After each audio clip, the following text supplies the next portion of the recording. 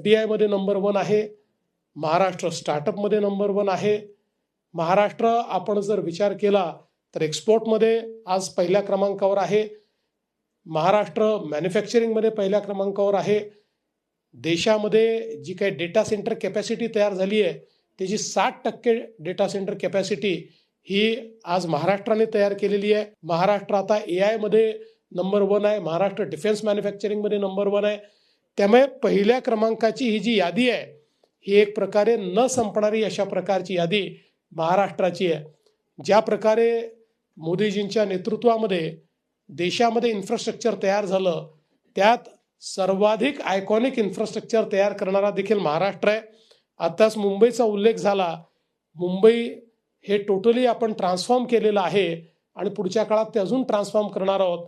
मी तुम्हाला विश्वासानं सांगतो, आजपासनं दरवर्षी तुम्ही जेव्हा मुंबईला याल प्रत्येक वर्षी तुम्हाला एक बदललेली मुंबई दिसेल आणि 2030 साली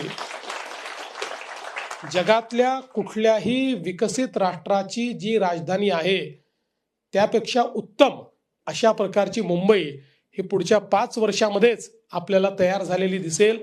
आणि केवळ मुंबईच नाही तर हे ट्रान्सफॉर्मेशन पुण्यातही दिसेल, हे ट्रान्सफॉर्मेशन छत्रपती संभाजीनगरलाही दिसेल, हे नागपूरलाही दिसेल, हे नाशिकलाही दिसेल, हे कोल्हापूरलाही दिसेल. अतिशय चांगल्या पद्धतीनं आपण आता आपल्या कार्याचा वेग पकडलेला आहे आणि मला विश्वास आहे की आपली टॅगलाईनच आहे, आता महाराष्ट्र थांबणार नाही. त्यामुळे महाराष्ट्र आता अतिशय वेगाने पुढे जाणार आहे.